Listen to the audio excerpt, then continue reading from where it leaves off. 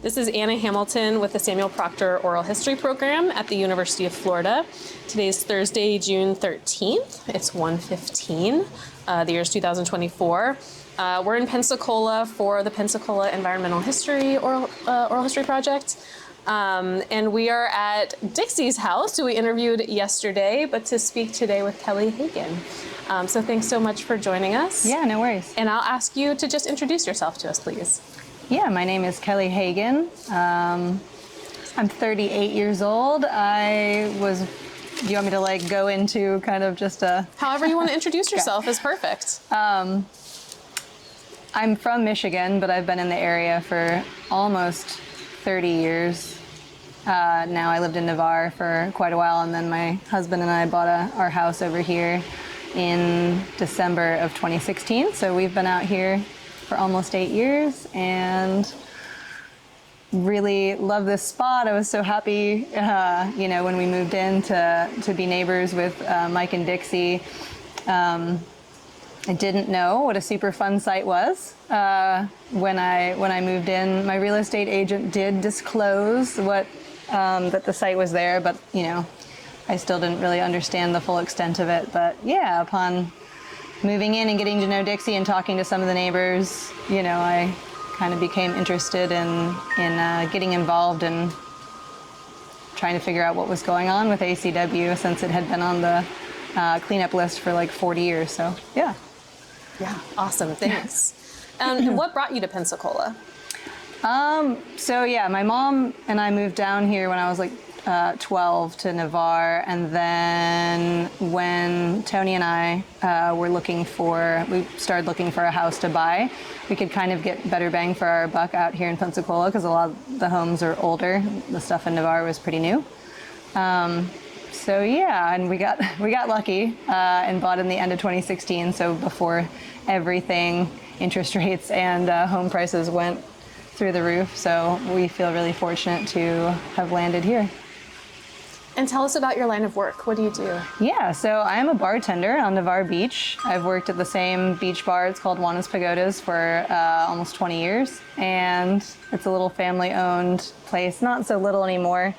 But yeah, I actually graduated from UWF in 2011 with my bachelor's in international studies with a cultural focus, so mostly anthropology classes. And though I loved that degree, it was very interesting, I never ended up using it. I'm a certified nutritional therapist, and also not using that other than just with my friends and family. So yeah, and I'm currently about to enroll in a real estate class to get my real estate license. So we'll see what happens with that. But I'm always happy to educate myself and continue learning, and yeah. So.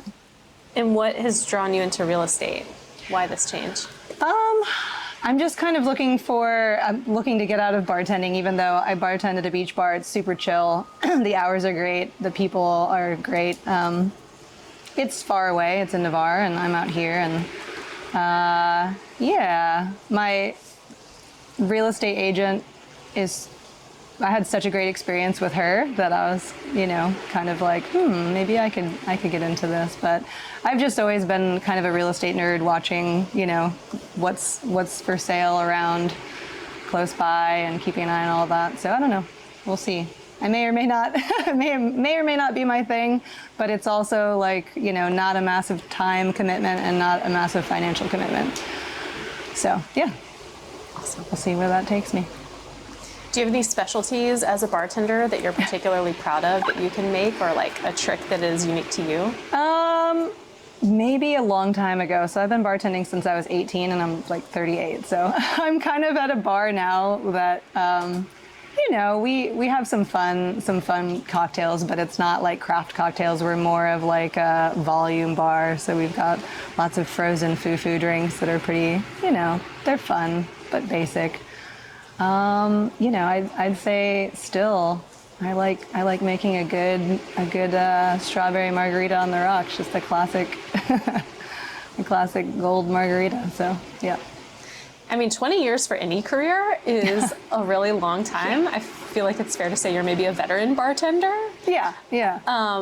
What does it take to like succeed? I mean, that's a lot of us have worked in the service industry. I know that's hard work. Yes. What does it take? It's hard work. It's crazy hours, you know, typically. When I got pregnant with my son, I switched to day shifts. Had been working night shifts, so I switched to day shifts, stayed on day shifts for the first like year of his life, and then I recently switched back, and so I'm kind of like half nights, half days, which works out. But you know, I guess the reality of it is you're just around or being around alcohol a lot. You know, I've seen a lot of people not be able to remain healthy and be in that industry for that long. So I'm really grateful that I've been able to not become addicted to anything, alcohol or otherwise. And even though the hours have been tough, you know, I really prioritize my sleep and my health. And, you know, it's easy to eat crappy food, and you know, it takes a lot of planning and to remain healthy. So I'm just grateful that I've been able to do that. Nice. Yep. So will you introduce us to this neighborhood, maybe for somebody who's never been here or isn't familiar with the area? Yeah. So Sanders Beach is, I mean, I love it. It's a cool neighborhood. It's, you know, it really was a working class neighborhood up until recently. So it used to be, and this is, you know, according to Dixie and a lot of the old neighbors, a lot of fishermen were here. There was like fishing camps all around this area. It was teeny tiny, and a lot of immigrants would come here to live and work. And this was kind of, you know, a neighborhood, like I said, a working class neighborhood. It's changed a lot, even in the 8 years that I've been here. There's, you know, all the houses are big and huge and new, and but we still have some, you know, some smaller, older homes. So it's a good mix. And like I said, I feel fortunate that we got in here when we did, because I don't think we would be able to afford our house in this neighborhood today. But yeah, it's great. There's a lot of new people. When we moved in, we were some of the youngest people in the neighborhood. There weren't a lot of kids. That's changing. There are still a lot of older folks in the neighborhood that have been here a really long time. So that, you know, has always been interesting to me, because I like to walk around and talk to people and ask questions. I have I'm actually a minor in communications with a focus in journalism. So I just have like a inquisitive, investigative journalist kind of nature about me. So it's been nice to be able to connect with some of the older folks in the neighborhood that have been here their whole life, and hear the stories about, you know, what it used to be like. And what are the dynamics? I mean, you just mentioned that there's some of the older folks who've been here a long time, maybe whose families have been here for generations, and then kind of this influx of newer, younger families. Mm-hmm. What is that dynamic like? Yeah, unfortunately,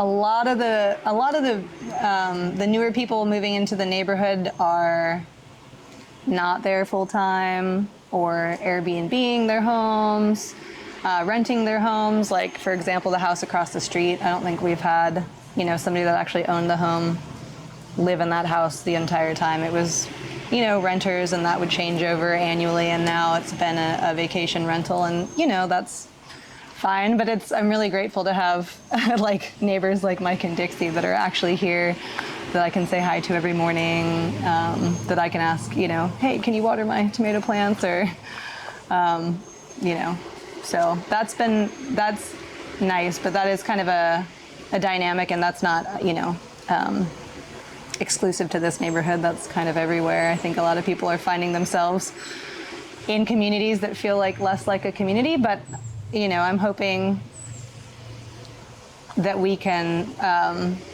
you know, maintain that community feel here in Sanders Beach, which is why I joined the neighborhood association shortly after I moved into the neighborhood, to kind of get involved and meet the neighbors and see what was going on with ACW and see if there was anything we could do. And yeah, we've had a lot of good participation and interest, and I feel like momentum over the years, and finally making some headway, so hopefully. Yeah, I'm definitely going to ask you about that. Before, I'm going to put a little bit of a pin in there. Yeah. I'd love for you to kind of bring us back to 2016 when you all are maybe thinking about starting a family and you're kind of looking to put some roots in and you find this neighborhood. Yeah, I, on a whim, kind of just started crunching numbers. At the time, we were living in Navarre in like a one-bedroom, apartment. It wasn't teeny tiny, but I started crunching the numbers and I was like, I think we could buy a house, be paying less than we are now, even on a 15-year mortgage, let alone for sure on a 30-year mortgage. So I started crunching numbers, called a real estate agent. Our real estate agent just happened to live in this neighborhood. This house was actually not listed. The entire property was listed, and the property went from my yard all the way back, just like Mike and Dixie's does, all the way back. None of those three houses were not there at the time. And the entire, you found it? The only thing I found is okay, that one's not. This is background history, and then the map. Okay. That's how it's called. It's all good. I'll run over and get my cell phone at some point in time. I got that one. I have that one already. Okay. Yep. Thanks, girl. I appreciate you. But yeah, so none of those houses were there. The whole lot was for sale for like $200,000, which was way over our budget at the time. And our real estate agent was like, hey, maybe you can make an offer just on the house and like a third of that big lot. So we did that. At the same time, another guy made an offer on the whole property.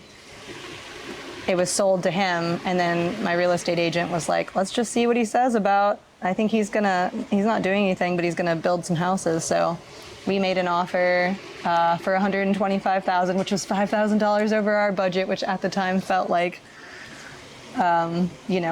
scary to go over our budget. But yeah, and he sold us the house and the lot we're on there. So we got really lucky kind of finding this neighborhood. I also had one of my best friends, ex-boyfriends, lived in the neighborhood right over close to Joe Patty's. So I was familiar with it a little bit, and I always thought it was a really cool little neighborhood, kind of like tucked back here, super quiet. But it was our real estate agent that that helped us find our house. So super grateful for him too. Nice. Yeah. And is it an historic house? Can you tell us a little bit about it? It's really interesting. Dixie and I have been trying to figure this out. So Dixie's been here her whole life. She grew up on the greenhouse on the corner. But our house, and I don't have any records of this, but this is the best that I can get based on what the records do show and what Dixie's told us. So it was originally a 2-bedroom, 1-bathroom house. And the entire back half of the house, which includes our dining room, a spare bedroom, a back porch, and the whole upstairs, was added on after. If you go up in our attic, you can see the old roof line. So it's kind of like a bizarre hodgepodge of additions and things that have been done over the years. Some of them done well, some of them not done so well. But it says that our house was built, on the record says it was built in 1958.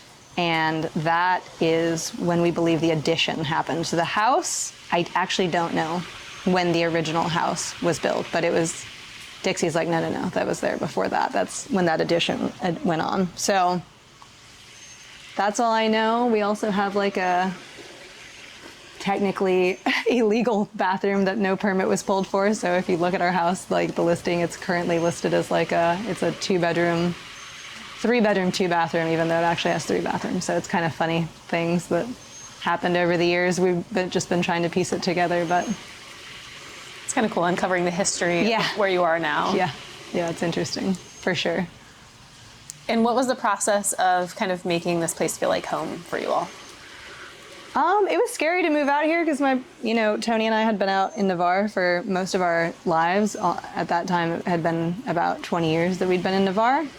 So it felt a little bit scary to move away from our community.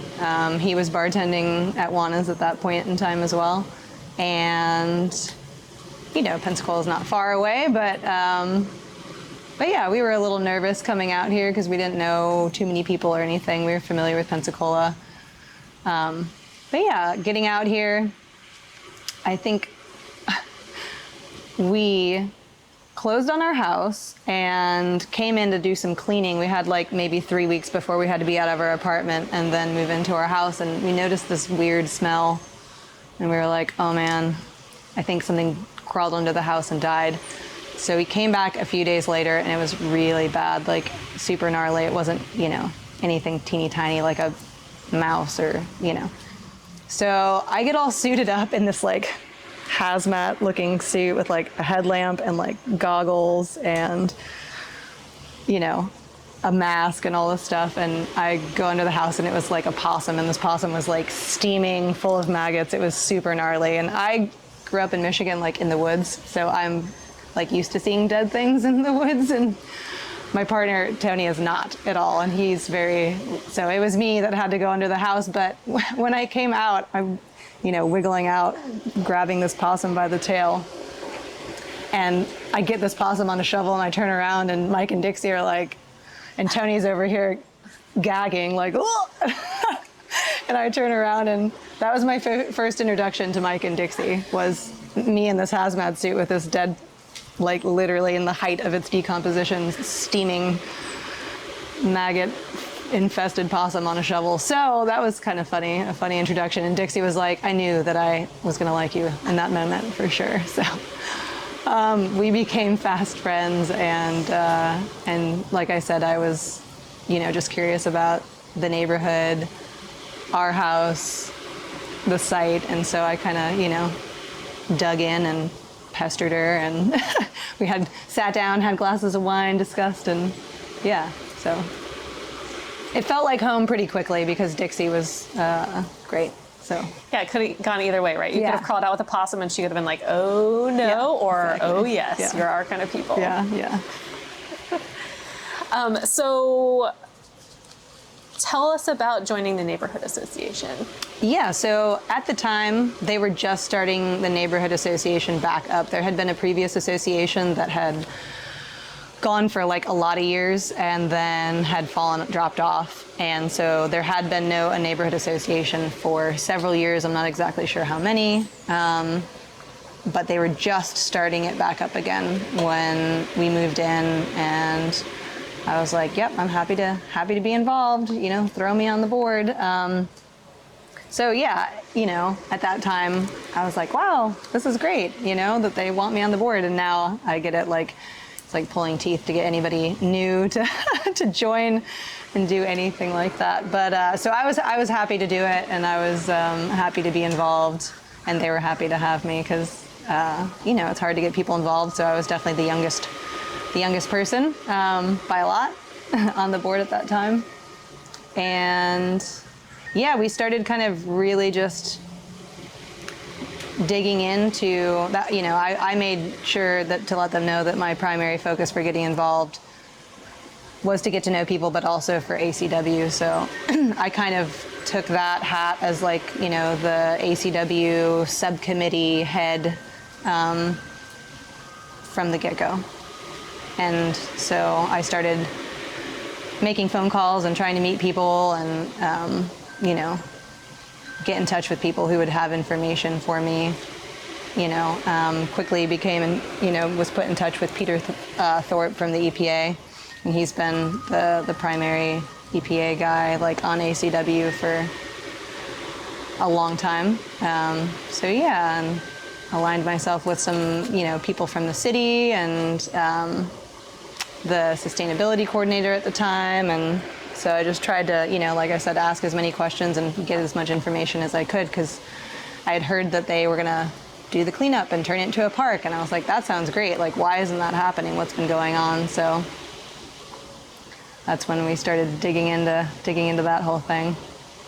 And why did the neighborhood association get fired up again? Was it about the Superfund stuff, or were there other kind of missions that they had? That's a good question. I'm not entirely sure if it was all ACW. The president at the time, Danny Bowen, who still lives in the neighborhood, I feel like it was him and a couple of the others. I feel like ACW has always been kind of at the forefront of the neighborhood association, but I'm not sure that was like the whole thing. But that was, to my recollection, kind of the main topic, the main concern for us. So. Cool. And can you give us a little bit of a sense of just like the structure of the neighborhood association? How many people were there? Like what was the governing body? Like that kind of stuff? Yeah. So we pay like an annual fee. I don't know the classification. I don't think it's a 501c3, not for profit. We pay like $61 a month, and then we've got, or a month per year, and we've got our, we've got bylaws, so we're all official. We've got a president, a vice president, secretary, treasurer, and then we have 3 like at-large members, is that right? So there's 7 of us total, I think, on our board. And yeah, I just kind of was at one of the at-large, or maybe I signed up to be secretary. That's the one that nobody wants ever. I think I was like secretary initially. But I was like, whatever position you guys want me to be in, I'll do it. So, yeah, and so we had, I don't know if we've ever had like a super formal structure. We were kind of meeting on an as-needed basis. The president would attend CNAT meetings and kind of fill us in. And I think once I got involved, I was kind of like, when are we meeting? Who are we talking to? What are you guys doing in the meantime in between meetings? I was kind of very eager to find answers about what the holdup was for ACW and what we could do to put pressure to get that process going. So. And how often did you all meet? Like I said, it was never a set schedule. There was a time when we were meeting, like the board would meet monthly, and then we would have maybe neighborhood meetings like quarterly.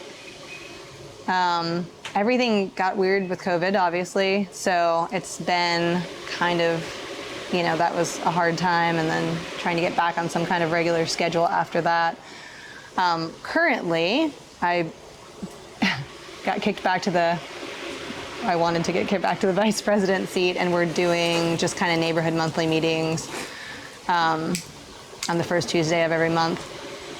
I was at some point moved up to vice president, which, and the president was Chris Schweer. We were a really good team. He ended up moving to Washington, D.C., and I had to step into his seat, so I was the president for a short time, but it's not my favorite spot to be. I prefer to be in like a support role. But him and I worked really well together, and he had as much enthusiasm about ACW as I did, and trying to get things going. So I'm just curious, why did the presidency not feel like the right fit for you? I just don't like to be the face of anything.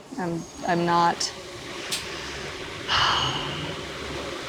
I prefer to be like in the background, involved, but in the background, kind of, and be the one that's like, hey, did you make that call? Hey, where are we at with this? Where are we at with that? But you write the email and sign the email, and you meet with the, all the big important people that we're trying to talk to, and so yeah, that's the role that I just prefer to be in. But I guess I'm not shy or like not outgoing. I just don't like being the one. It's like too much weight on my shoulders. I like to be the one in the background, like making things happen. Understandable. Yeah. So take us back. So you mentioned that when you bought your home, it was disclosed that it was near a Superfund site, but that you didn't really realize much about what that was. Yeah. So they're like, there's a Superfund site, and I was like, what does that mean? Like, basically, it's a big toxic waste site, and I was like, ooh. And so he's like, yeah, Frazier, my real estate agent at the time, knew enough about it to kind of ease our mind. He was like, listen, it's not dangerous for you to be here. There has been, things, there has been cleanups that have happened. They've deemed the neighborhood safe, for residential. There's another creosote site in Pensacola where they moved everybody out. This is not that way. They did a cleanup in the early 2000s. which obviously the cleanup isn't complete, but they have cleaned it up enough and deemed it safe for, residential neighborhood. So, he was like, I wouldn't eat the fruit that's growing on that citrus tree in your backyard, or, really plant anything in the ground, like walk barefoot in the dirt. I mean, Dixie said that too. She's like, I won't let my kids run around. I wouldn't let my kid run around, without shoes on, when he was growing up. And so I definitely, was cautious from the get-go. Like, we're filtering our water. We're like, if we grow anything, it's going to be in raised beds, taking our shoes off at the door. So we're not tracking toxic dirt through our house and stuff. So I felt okay moving in, but I was also like, my property was going to be cleaned up, and we had received, I have a couple of letters here from the Environmental Protection Agency. This is the first one I received from them on August 30th of 2018. They'd come around and, asked if they could do testing because our yard was believed to be contaminated. They knew it was because they had done testing previously too, but they're like, we want to test again. But basically, your yard's going to be part of this $35 million cleanup. So that was the first time that it got tested. They determined here that they were going to remove 6 inches of our soil. The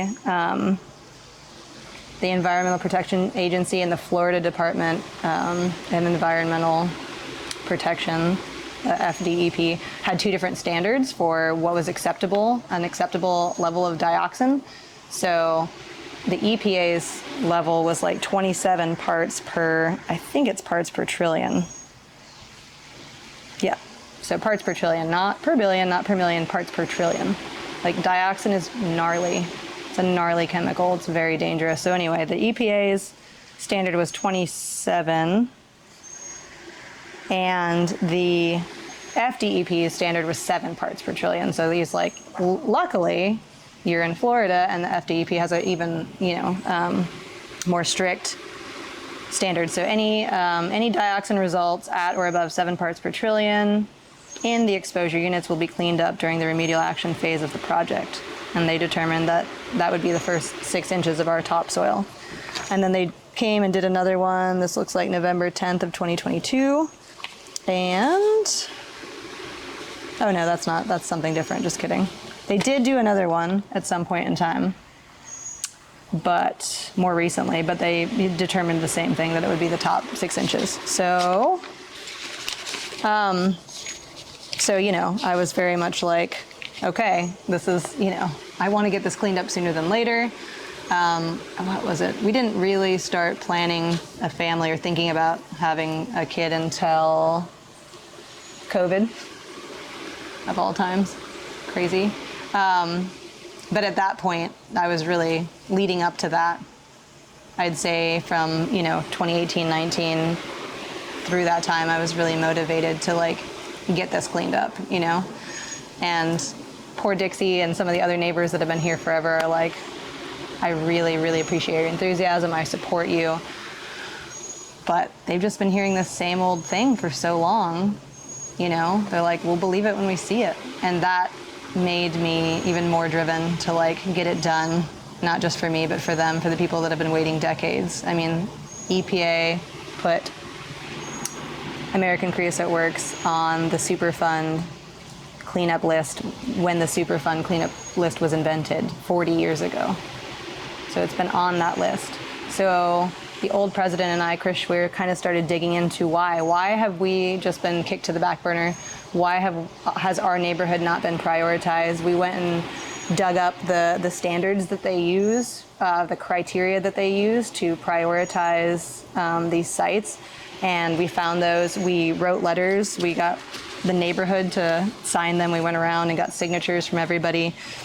We wrote letters to all the elected officials and representatives. like Senator Rubio, Senator Scott, Representative Gates, State Senator Broxson, the Governor DeSantis, State Representative Andrade, and we kind of just wrote, I'll read this to you. I'm writing on behalf of my Sanders Beach neighborhood, requesting your advocacy and support to fully fund the remediation of the above named project, which is all like the official numbers of ACW. Superfund site American Creosote Works, Inc.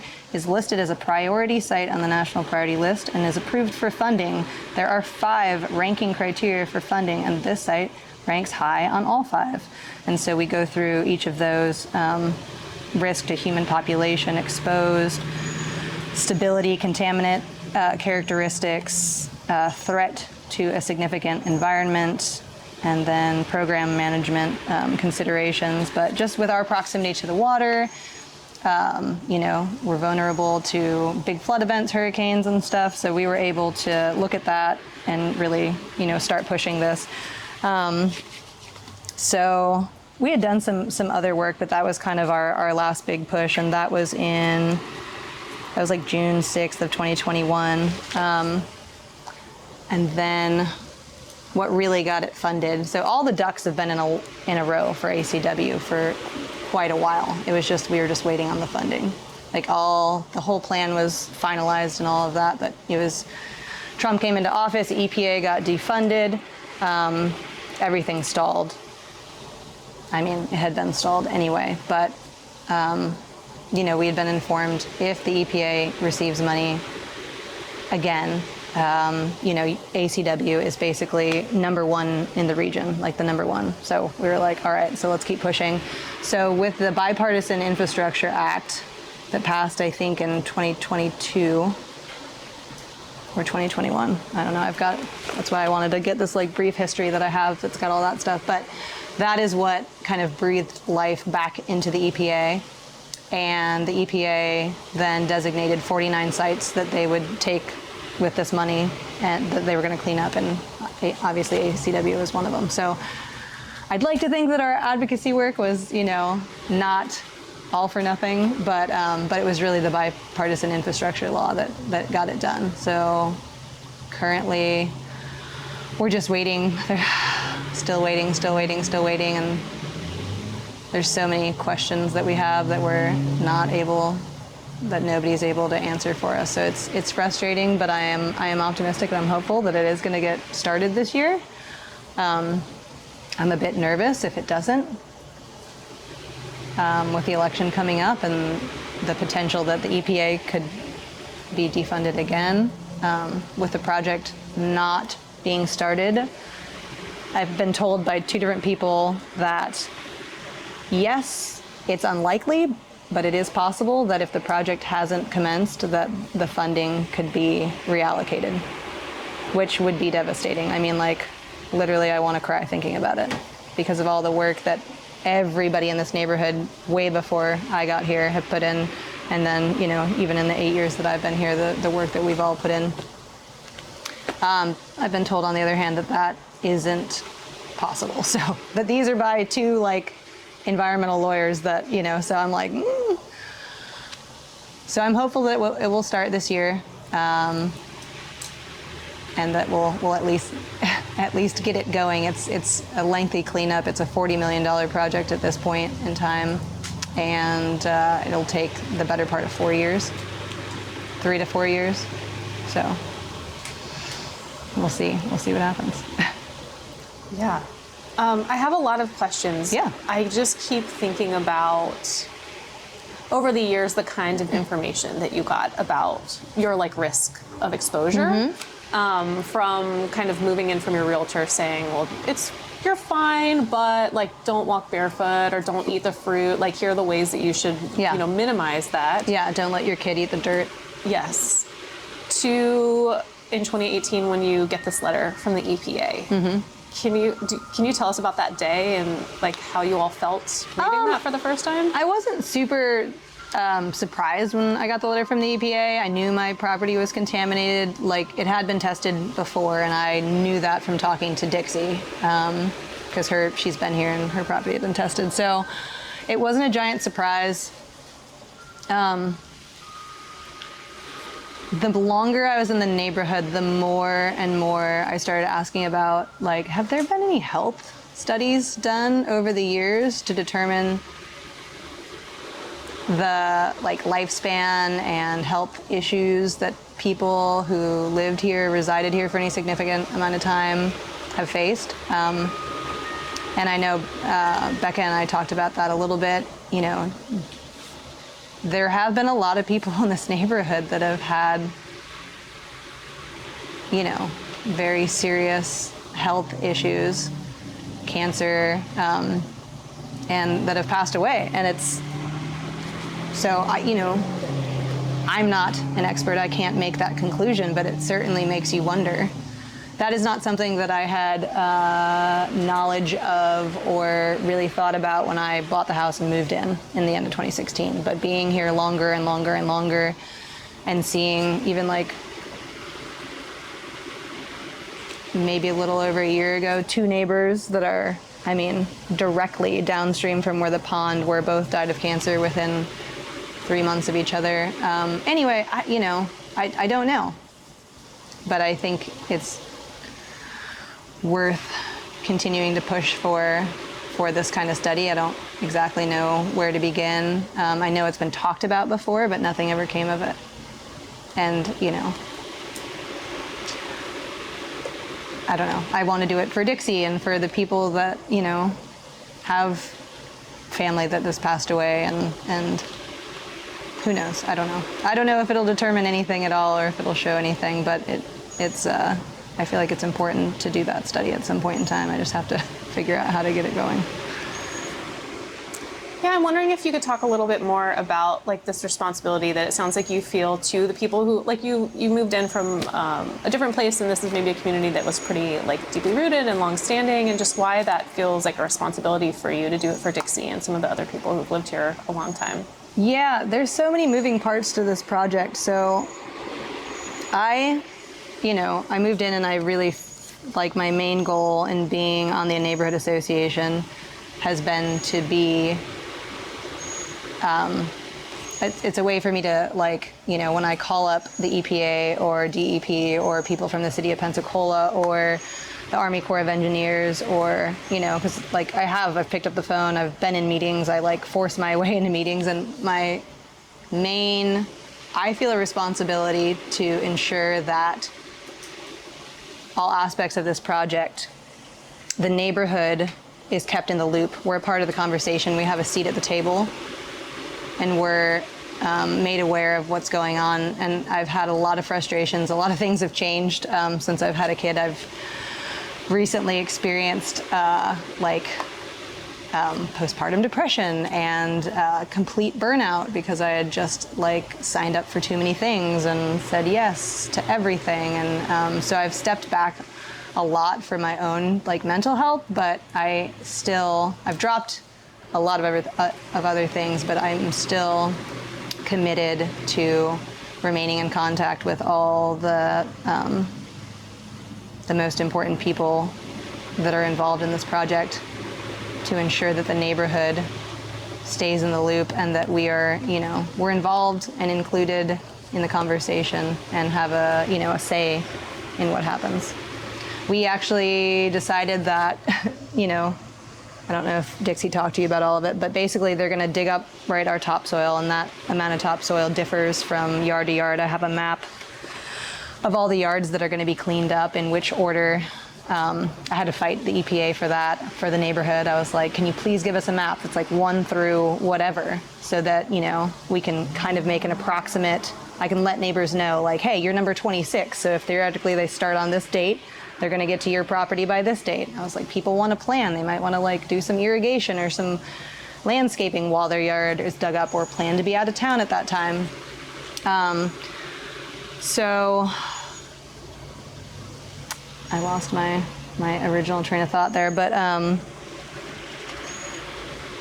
where was I going with this? Just being in contact with the EPA to get information from them in a way that is helpful for the community so that people can plan and... Yes. So, I mean, it's a lengthy project. There's a lot of people involved, and I guess where we've come to now, the frustrating thing is it keeps getting delayed. Like the funding's been there since 2022, and we were supposed to start. The project was supposed to, like the remediation was supposed to begin last year.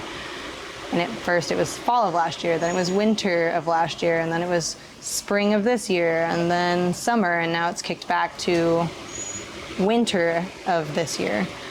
And so, you know, I've tried to get answers to why it keeps getting pushed back, and that's unclear. People at the city haven't been, we've had a lot of changeover from the mayor, environmental coordinator, like the environmental lawyer team has all changed over, and a lot of things have gotten lost, and, you know, a major ball got dropped. And so that's kind of why I'm trying to, mainly why I'm staying involved in this, just because I feel like if I'm not making phone calls on a monthly basis to people at the city, we drop to the bottom of the list. So I'm trying to be, you know, not only the squeaky wheel that gets the grease, but I want to make sure that the neighborhood is kept in the loop. So, you know, I'm always asking our city council person, the environmental engineer, the environmental coordinator to kind of come to our meetings. And it's been tough because a lot of the people that are there now have only been there for a few months, and the only thing they know about the site is, like, you know, what the last person, you know, what they were able to find from the last person's work. And a lot of people that think they know a lot about the site and they don't. So it's been tough and frustrating, but that's like my main motivation for feeling a responsibility to the neighborhood. But. So, I mean, it sounds like there's like a lack of clarity about why things aren't moving forward on y'all's end. Yes. Yeah, like I'm like, what are the odds that it gets kicked back again and we don't start till winter of next year or spring or whatever? Peter Thorpe from the EPA can't seem to give me an answer on that. We have Keith Wilkins, who I think you're interviewing tomorrow. So Keith has been amazing. He is the former city administrator. He has a whole background in environmental. He worked for the county for a while, and he's very familiar with ACW. And since he's, getting in touch with Keith was so pivotal because he knew so much about ACW, and he was, you know, passionate about, like, seeing it through, you know, actually getting cleaned up. So even since he's left the city, he still is working for Sanders Beach pro bono. I mean, him and I are in touch on a, you know, pretty regular basis. He's just very helpful in trying to help me navigate. Who do I need to call? Who do we need to call next? How do we put pressure?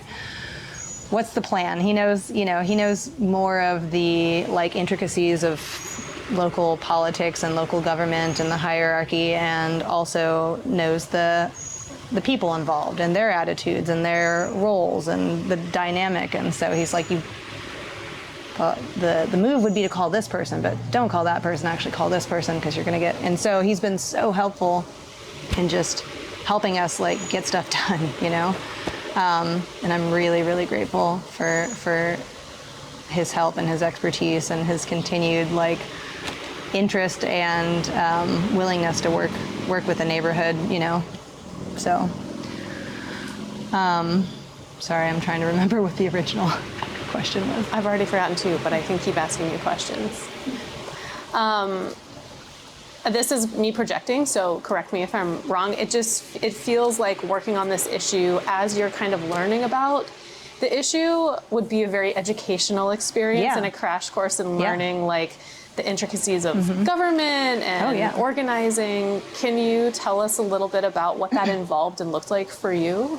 Yeah, so I've never, like, you know, I've always been, I'd like to think, kind of a environmentally aware and minded person, but I didn't actually get involved in environmental advocacy work until I moved into this neighborhood, and that was mostly because of the ACW site, and also then because of this big, beautiful oak tree that was where that White House is now that got cut down. And so being next door to Dixie and, like I said, kind of having her stress and over things kind of like fueled my willingness and, to get involved. So I tell everybody, I was like, I didn't mean to become an environmental advocate. It just kind of happened by proxy, just because of things that were literally happening in my backyard. But yeah, I mean, it was tough. It was, I think that I don't like hearing no for an answer, especially I'm like a very logical person, and that has been difficult because there's so many bureaucratic hang-ups and things, and I'm like, this doesn't make any sense. Like, how is this just the way it is? And I'm not buying that. So you make a phone call and somebody's like, I hear what you're saying, but it's just kind of the way it is. There's no, and I was like, nah, I'm not taking that. And so that's why it was helpful to find Keith, because he was somebody that was like, you're absolutely right. That is not only logical, it's the right thing. And there should be a way to determine this, to figure this out, whatever it was. He was the one that was not just being yeah, I'm sorry. So hooking up with him, hooking up with some of the council members, that's really how you get things done. Is because I think, the average person would probably get really, really, you get shut down so much, and you get, kind of poo-pooed and shooed aside, that you can get discouraged and just give up and say, oh, I guess I tried. But I got lucky and ended up early on finding some people who were willing to listen and fight and help me navigate in a way that we found answers to the questions and things. So, yeah, it has been a great education and learning experience. And like I said, I reached a point of great burnout. I still sit on the environmental advisory board for the city of Pensacola. I was the president of the neighborhood, the collective group of neighborhood associations for a while. I was involved in a big tree planting project. After that tree got cut down and Dixie was so upset, I started asking questions about what we could do to get some tree protections in the land development code, in the tree ordinance. So I hooked up with Councilwoman Jennifer Brer, and her and I were able to get some protections added in to ensure that a situation like that wouldn't happen again. So, there have been moments of yay, we actually did something, which is what keeps me going. But it's just hard. It's hard because, it's a lot of work, a lot of times and you still end up with no answers. Nobody can give you a straight answer. And I guess coming back to Keith, he thinks the reason we're not able to get a straight answer is because there's just so many people involved. The EPA is working with the Army Corps of Engineers to come up with a remedial design. The Army Corps of Engineers is hiring a contracting a group to actually do the cleanup, and they're contracting people. So there's so many layers of things, and it's really hard to pin down. I'm like, who can we talk to? Who's Pete's higher up? Who can we call? And so we've been trying our best, but right now we're just waiting to get it done. And the city has dropped the ball on their end a little bit. It was, of course, right at the time when I was experiencing overwhelm and postpartum depression, and I backed off. And then 6 months later, I was checking back in, and they're like, oh, there's something that was supposed to be finished by the start of the project had not even been started. It still isn't started. So anyway, it's just, there's a lot of frustrating things along the way, but I'm trying to remain optimistic and motivated to keep pushing forward and not just throw up my hands and be like, but a lot of people in the neighborhood have, and they just can't do it anymore because it's so stressful, and I don't blame them. So I feel like, I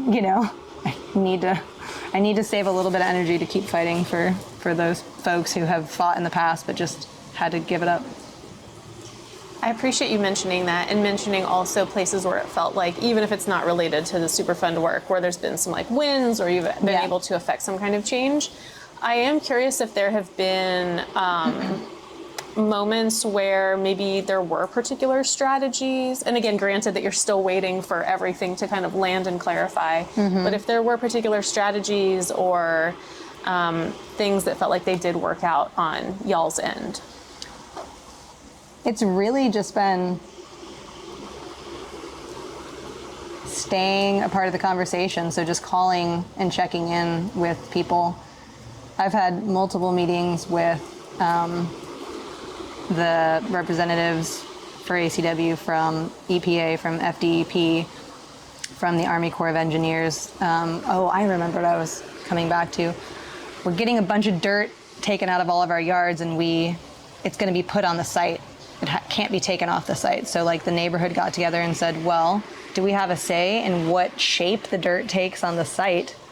Is it just going to be, basically the site is going to be like 8 to 10 feet higher, or could we have some like topographical like features? So we ended up working with a company called Skio that the EPA hired to do that design for us, and we took a vote. We had passed out surveys, met with Skio. They drew up things, and we got the neighborhood to come to a consensus, which is the West Mound design. So we're going to have like the dirt piled up rather high kind of on the west side of the site, and it'll slope down into the kind of a flat middle area, and then we'll taper down to the eventual retention pond, water treatment kind of area that'll be at the east end of the site. So that felt like a win.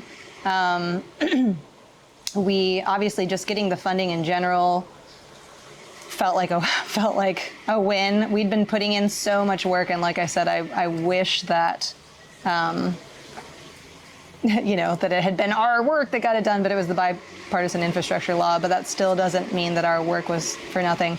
We got a letter from, I think, here, I've got that. I'll read this to you. From the Environmental Protection Agency. Congratulations on winning the U.S. Environmental Protection Agency's National Notable Achievement Award, the Citizen Excellence in Community Involvement Award for your efforts as part of the Standards Beach community team. You're receiving this award in recognition of exemplary collaboration by the Standards Beach community, local and state officials with the EPA in advancing the cleanup of American Creosote Works' Pensacola Superfund site.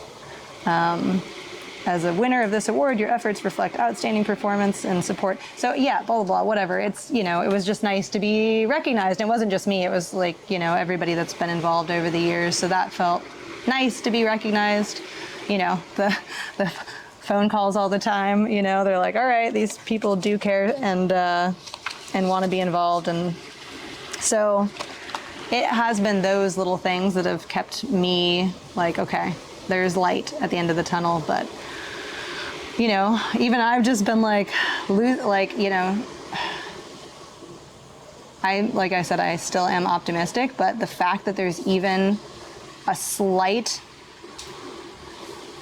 chance that all of this the funding could be lost it makes me almost like physically ill and filled with like dread and anxiety to think about.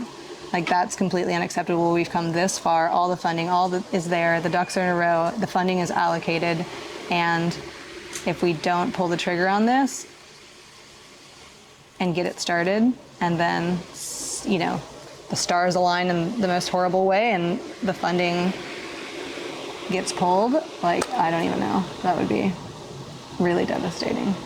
So I don't think it's likely, but the fact that it is even maybe a possibility is got me pretty bummed out at the moment, but I'm still trying to, stay positive and find ways to keep, calling people, texting, where are we at, what's the update, where are we, so. When do you expect to learn more about what will happen, about if there is a big, giant next step forward finally? There's There's been some weird developments recently. So the Office of Inspector General came in last year, and they're kind of like a watchdog, I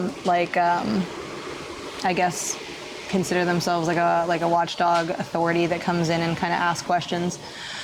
So they came in and interviewed the neighborhood last year and met with the EPA and kind of were in the neighborhood walking around, and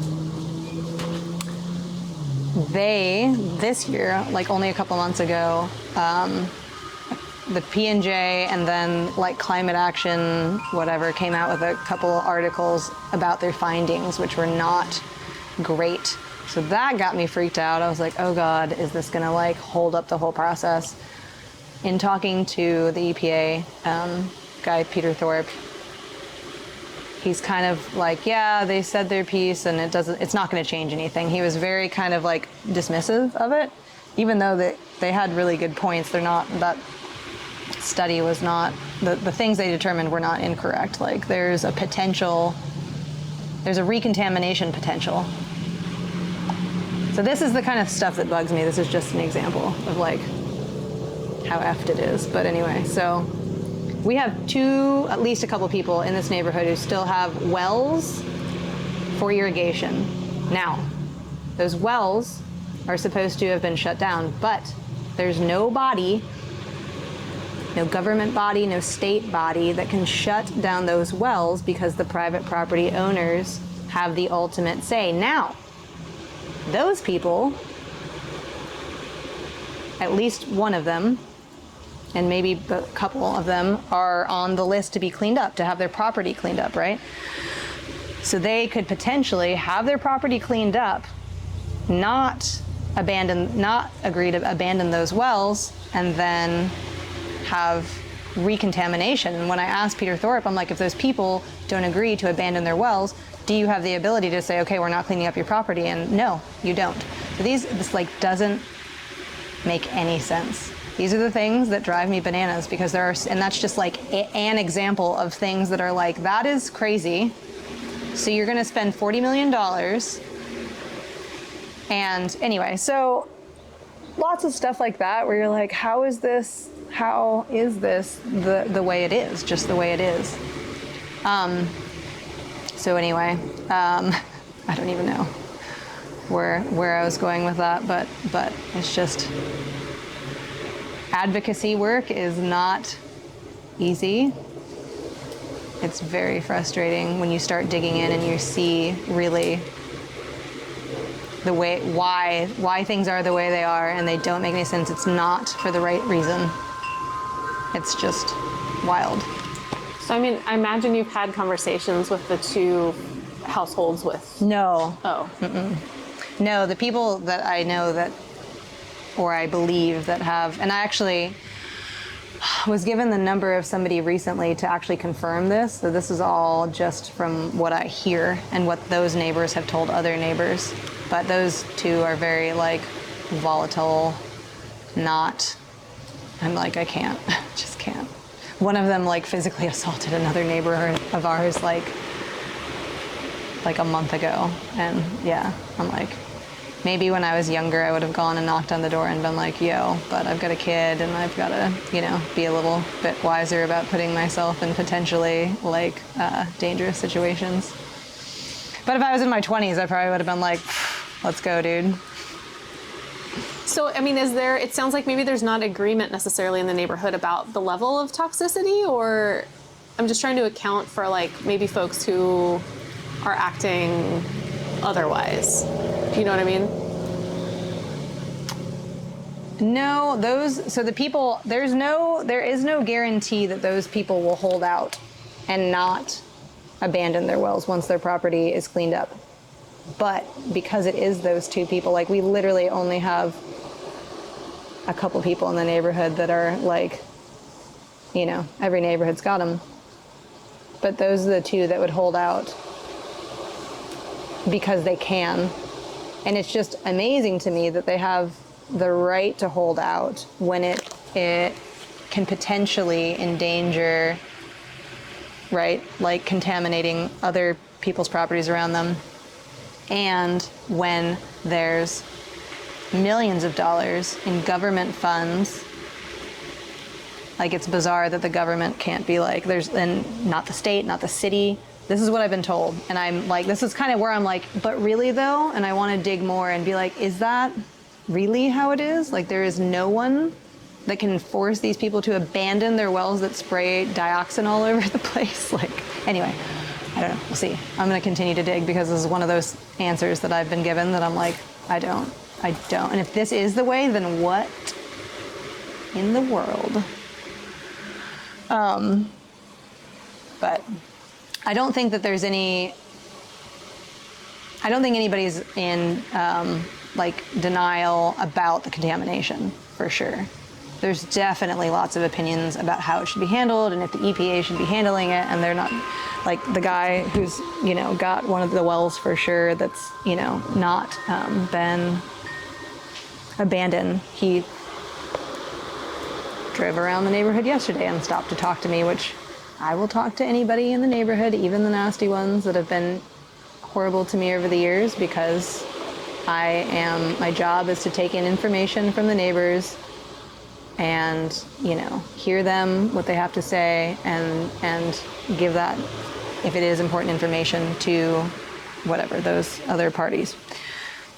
So he stopped to tell me that he had a biologist move into his rental house next door, and maybe they can help us with EPA stuff. So he doesn't have any, you know, doesn't think that Peter Thorpe is like qualified. That's his thing. He doesn't think anybody's qualified for anything. He was like, "You're not qualified to be the president of the neighborhood association. You're a bartender." And I was like, the only qualification that you have to like be on the neighborhood board is you have to live in the neighborhood. Like, that's it, dude. Anyway, whatever. He's just a miserable old man. I hate to say it like that, but he is. And, you know, whatever. But, so he might have some opinions about, I don't think he's believes that the contamination's there, but there are some differing opinions on how it should be handled, how it should be cleaned up. And I myself am, you know, skeptical too. I mean, there's literally no way they're not removing the contamination. They're removing it. Are you guys familiar with how it's going to be cleaned up at all? Would you like me to go into that? That'd be great. So the remediation will happen in kind of 3 different ways. The spot on the site, which is west, is where the pool of creosote was, right? So the contamination there is deep, like 100 feet or more deep.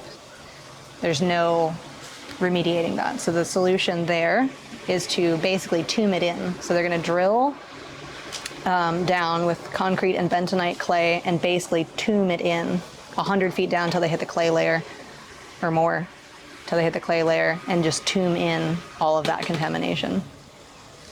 The next whatever type of remediation is going to be thermal extraction. So because creosote is so thick and viscous, we talked about, like, it's the stuff that you see oozing out of railroad ties, like that thick black tar stuff. There's good and bad things about that. The good thing is it stays put in the soil more than some other contaminants. The bad thing is it's really hard to remove. So thermal extraction is going to heat up that creosote to make it less viscous and more liquidy and able to be removed. And that will be done on the majority of the site, where the contamination is more than just surface, but not as deep as the ponds and some of the other properties. And then the rest of the contamination, like on my property and properties, were basically from rain and flood events over the years. So that is just surface contamination. The groundwater is contaminated. So that's why all the wells have been abandoned, most of them. And but yeah, so the rest of it is surface contamination, and they will be removing our topsoil, putting it onto the site, placing a cap on it, so like a big, like impermeable barrier of some kind, almost like what you would think like a really thick pool liner, something like that, to tomb it in, and then placing clean topsoil on top of that. So like the site where that cap is will not be able to have trees planted on it, any structures on it that would pierce the cap, which I think is like 2.5 feet. So we really can't have anything. It's kind of going to be a big open, you know, walking paths and runways and or whatever, bike paths, walk paths, and more of like a passive park kind of feel. Maybe on that flat spot in the middle, like a soccer field or something. And then at the east end of the site, we advocated as a neighborhood to have that end of the site scraped clean, just like our yards, so that we can plant trees down around that retention pond. But all the trees that are there now are going to be taken out. It's so sad. makes me so sad. But anyway, we're going to try to plant trees there and on this dirt road, which is Pine Road, and on the road north of the site, which is Gimbal. So we advocated to have those areas, instead of capped, have them cleaned so that we can have trees and we're not limited in that way going forward whenever the city gets around to kind of the beautification process after the remediation is finalized. Thank you for that. I think that's really helpful. I just want to note we've been talking for about an hour, Yeah. so I'm not a woman of my word always. I'm sorry. Are you okay if we keep talking for another like 15 minutes? Yep. Would you like to take a drink of water, anything, or you need anything? I'm okay. Okay. Yeah. Then in that case, I'd love to open it up to my colleagues. What question? Oh yeah, let me get my microphone situated here. If you all will get your questions in order. Who's got questions? Hi, this is Hannah Boker. So obviously we're talking about you being interested in going into real estate, but you have so many passions about like the government and how it's working. Have you ever contemplated a career in that? I have.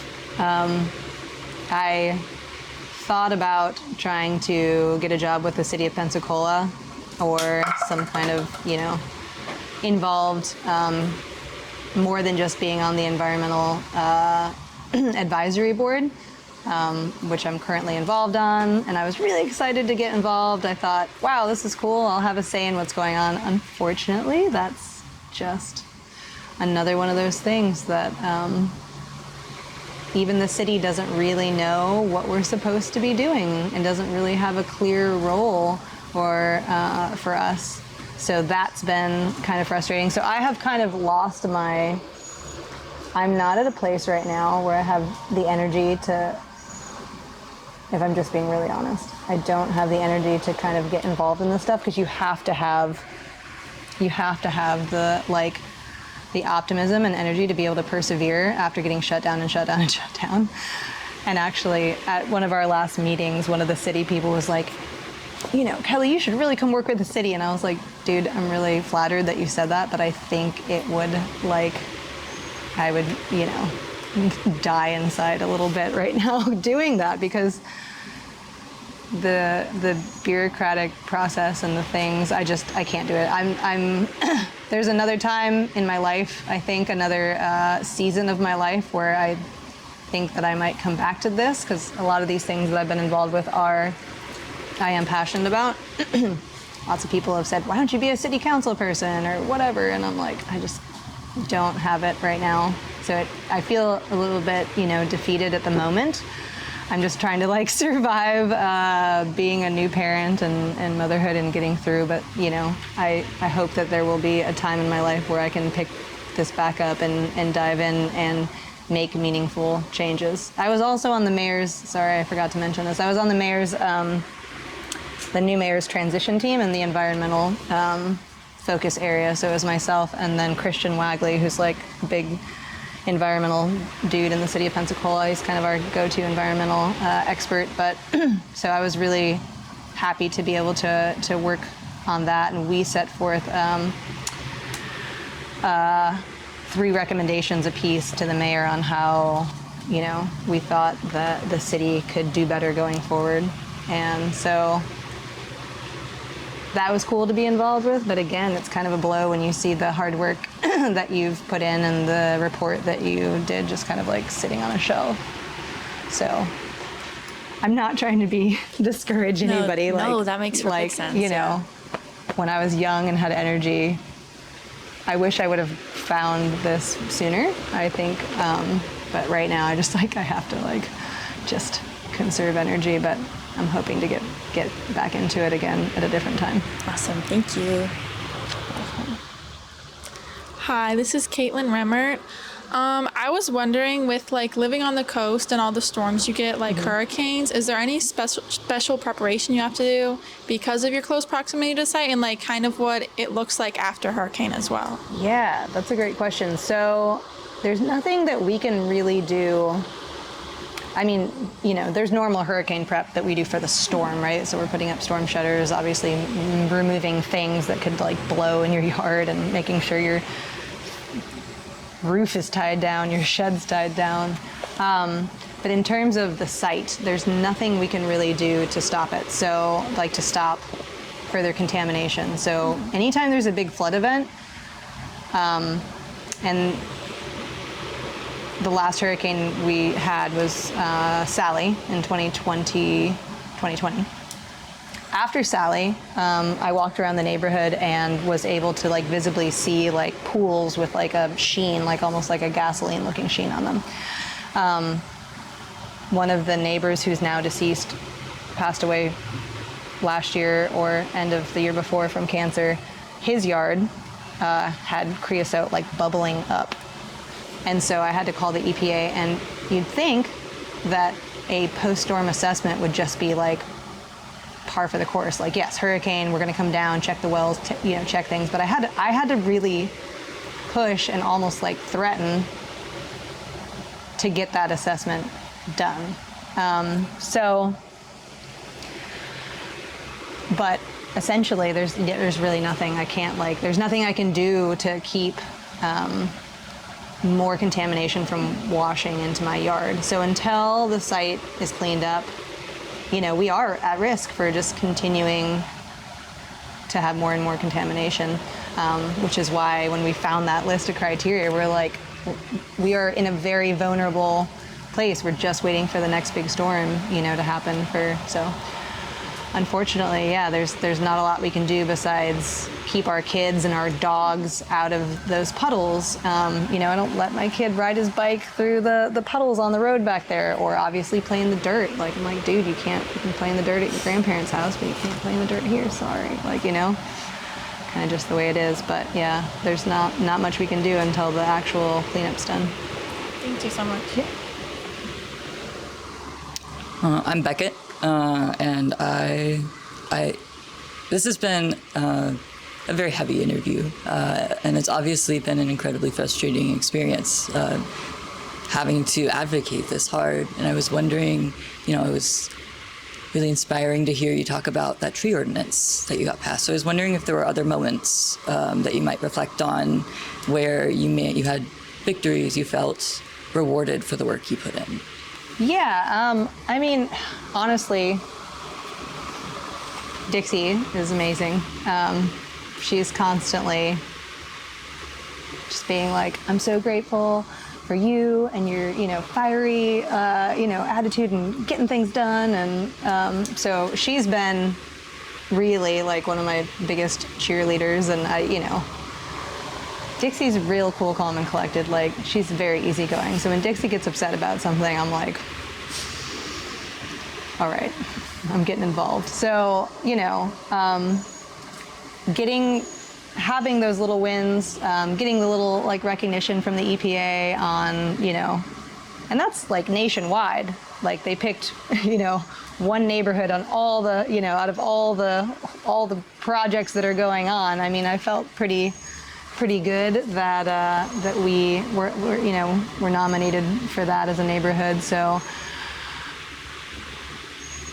I do think it's important to just keep at it and keep my head up and stay as positive as possible and not get beat down when we come to dead end after dead end and not getting the answers we want. But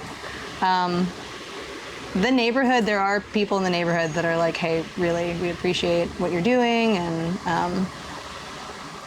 I, even though the city hasn't been the easiest to work with, I try to just take the little nuggets of,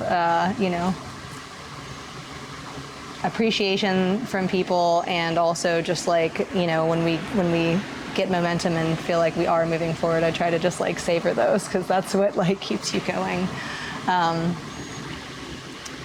But yeah, and then, even getting the neighborhood to agree like on the topography of the, that was kind of a long, drawn out months and meetings and things process, because we had to, present our idea, and then the city obviously has to kind of like, they have to be okay with it too. And it was, so it was a big collaborative group effort. And so to get those kind of things done has felt really good for sure.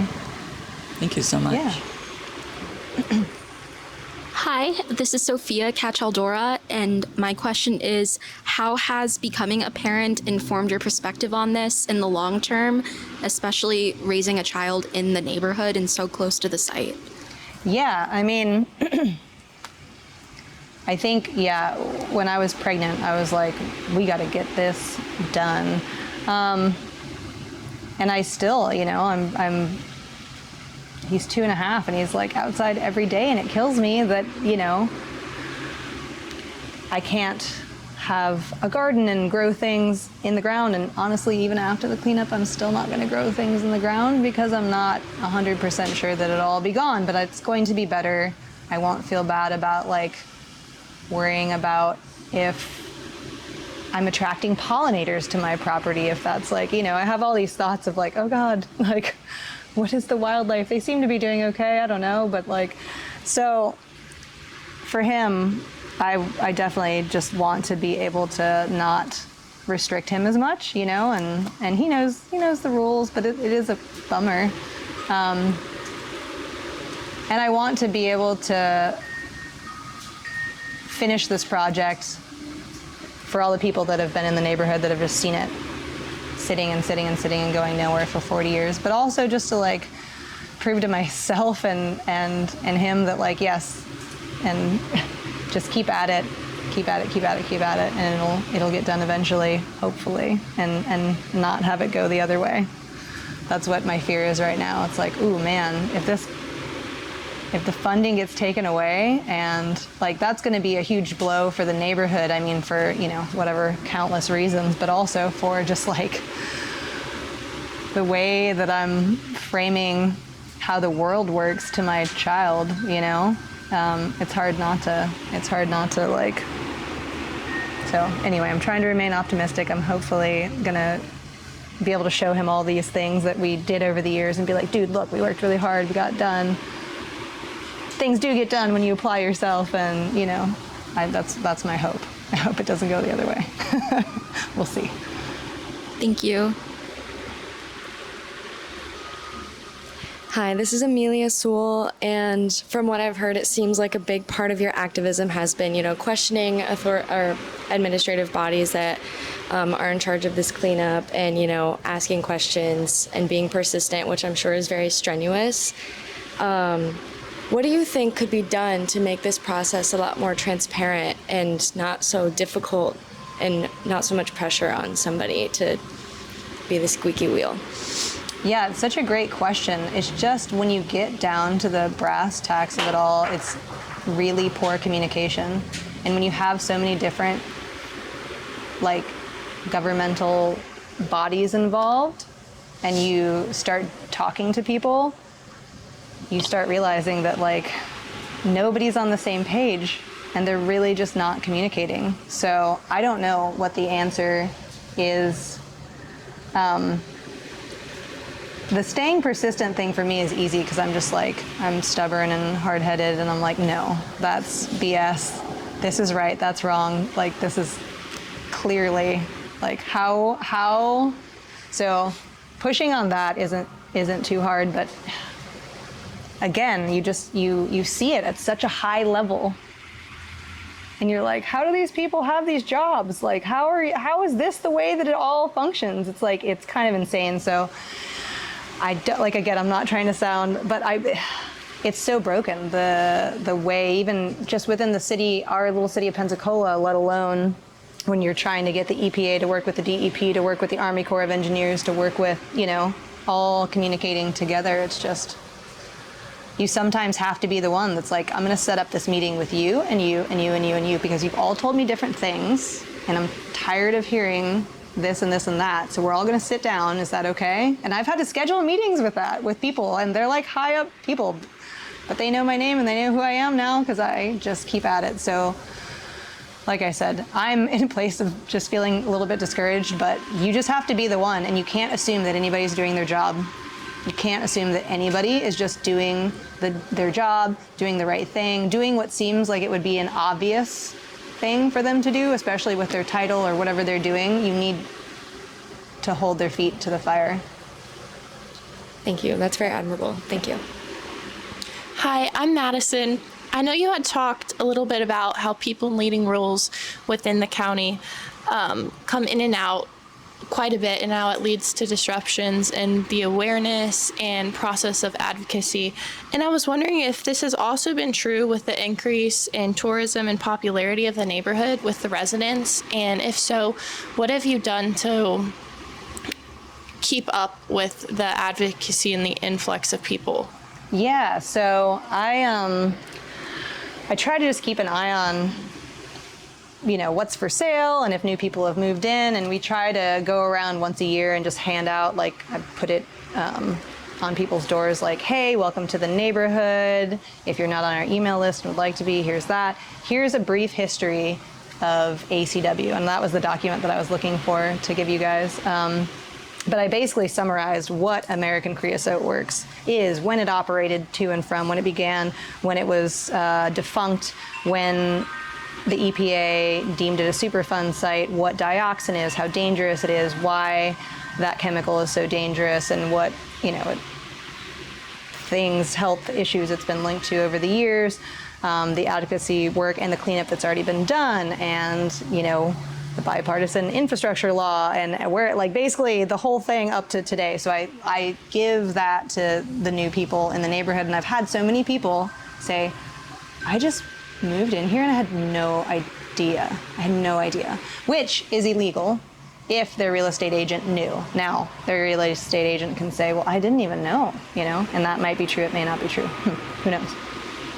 But I try to just inform anybody who's in the neighborhood. And the frustrating thing that you mentioned with, like, new people coming into the neighborhood, for example, this happened at, like, the last, we had a town hall, our city council person had a town hall, and he was like, hey, when it comes to ACW, I'm gonna hand the mic over to you and just kind of let you talk about what's going on and where we're at with things.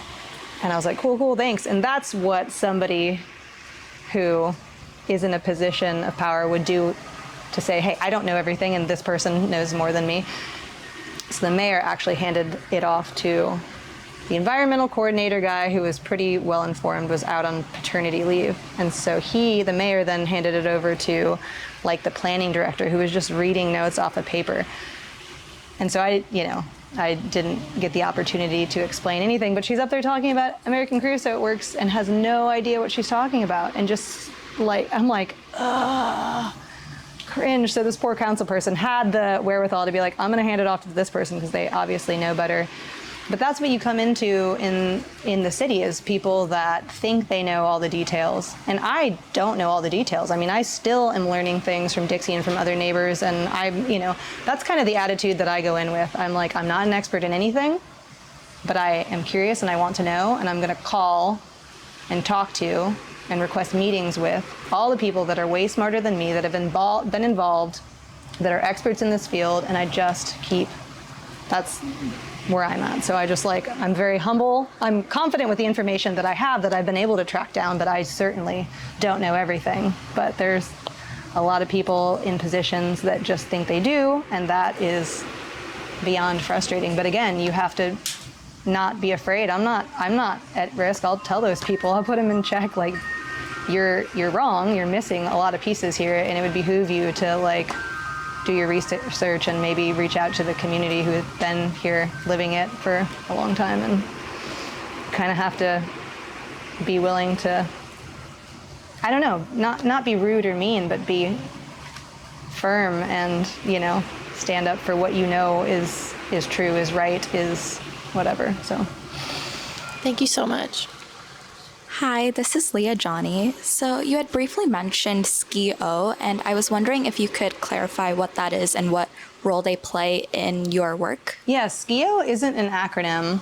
I thought it was initially too. I thought it, like, stood for something, but SKIO is a company, to my knowledge, that they work with the EPA quite often on like the landscape architectural design engineering side of things. So, for example, we asked them to basically get with the EPA and calculate how many inches of topsoil were going to be removed from each person's yard. So they had to, like, basically, they were asking the EPA to be like, okay, her yard is 125 feet by 125 feet. We're taking 6 inches of soil. That's this much volume. So we asked them to calculate the volume of soil that was going to be removed from residential properties and put onto the site, and then give us some different options on how we could transform that soil into different topographical kind of layouts. So that's what, and I felt really excited that the EPA was even willing to hire SKIO to do that for us. So that was really cool. It will be cool when we see it come to fruition. But that is what SKIO does, and I can give you, their information, or you can look them up. It's a pretty small team of people. I think there's only like 10 of them involved, and Matt Roby is the guy that we worked with. And you could correct me if I'm wrong, but Scott Lunsford and I guess the tax collector office of Escambia County works with SKIO. Have you had any experiences with them, and will you be willing to share that? I don't know if they have worked with SKIO. I imagine that they may have, but I don't know that. Keith, who you're going to talk with tomorrow, would know a lot more of these things. He's like, I've learned a lot, but I'm still really novice, and I don't really know all of the interactions between, but I think he just did a trip around the country and ran into somebody that worked on Superfund sites and knew people from SKIO. So I think SKIO is a really small team, and he will know more about what SKIO has been involved with locally than I would. All right, thank you. Mm-hmm.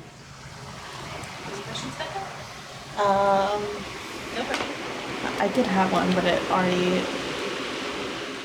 I guess I know we're jumping around a lot, but when you talked about when you had your son, and, I can relate that kind of period when you're getting used to new motherhood, and you kind of came back, I think you said like 6 months later, and stepped back in to get involved. Can you talk a little bit about what that transition back in was like? I'm kind of, I've gotten mostly uninvolved. I've dropped mostly everything at this point, but I'm still in the neighborhood association. But yes, there was a point in time, right, where I checked back in with our neighborhood stuff, and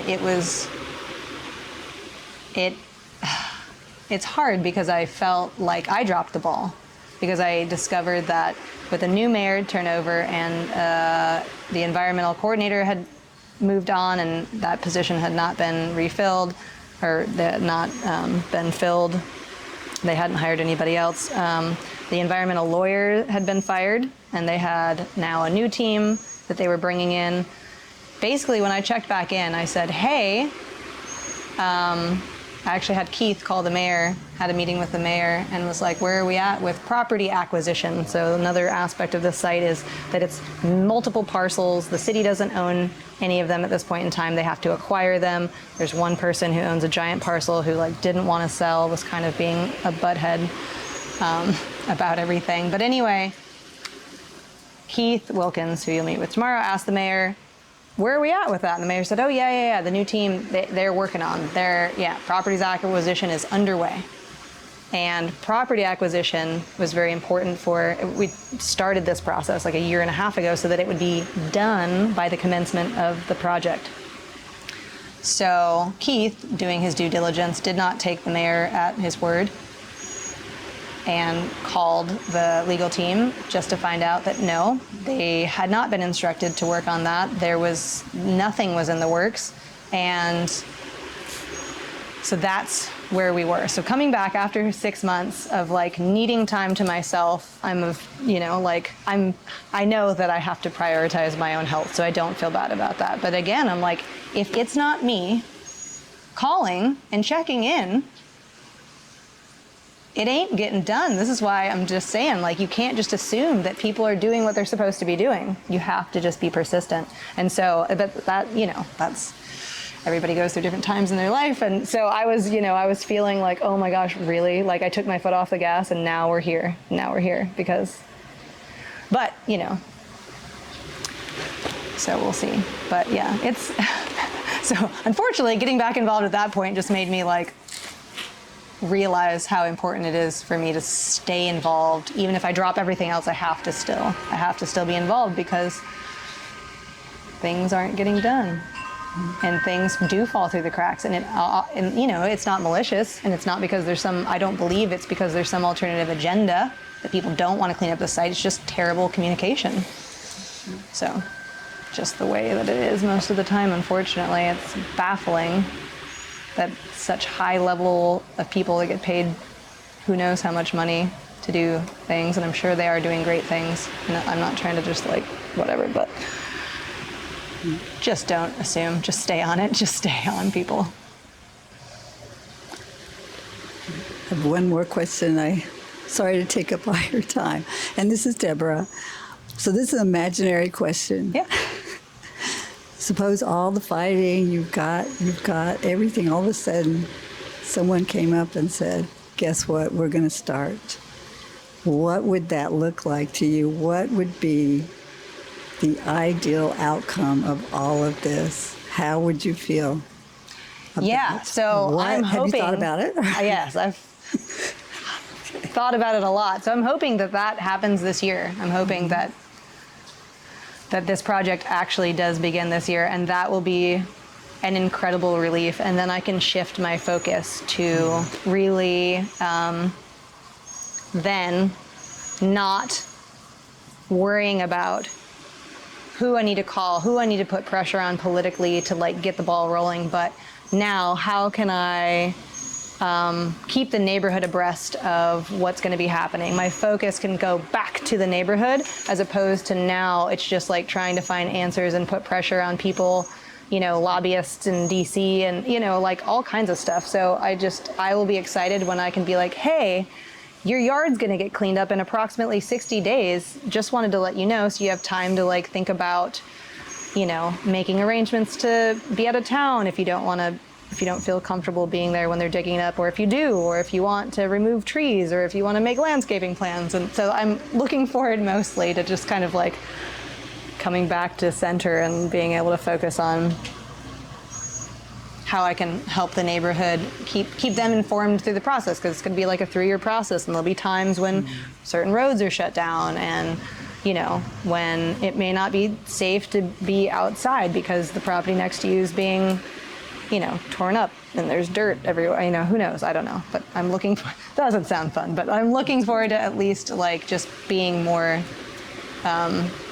a resource for the neighborhood, and kind of digging into the details of what the project will look like, and not worrying about if it just doesn't get done. It just continues to sit there. So we know that's gonna happen one day. I really hope so. I just want to say thank you so much. I want to be respectful of time. We've taken up way more time than we said we would. Worries. So we appreciate it. I hope with your permission we can come back at some point and interview you again, because I know we all have more questions. Yeah, and if you ever have any questions, please call me. Keith is really going to be, he can give you the perspective of, he's got the education and he's been involved in so long and has the, he's great. But if you guys in the future ever have any questions, feel free to give me or Keith a call. Probably Dixie too. I don't want to throw her under the bus, but she's probably fine if you want to call her too. Well, thank you so much from all of us. This was a really great interview. Is there anything else that you want to mention before we kind of wrap up? Anything maybe we didn't think to ask you that feels important before we stop Just recording? to, obviously all the young people here, just stay after it. Stay after it, and, you guys are the ones that hopefully can get in somewhere, see the problems, see the cracks, and work to try to overturn the construct that is holding down the preventing progress. So hopefully, I believe in the youth to make good changes. I'm trying not to lose faith. So just be persistent and stand up for what you believe in. Amen to that. Thank you so much. Yeah, no worries. Thank you guys.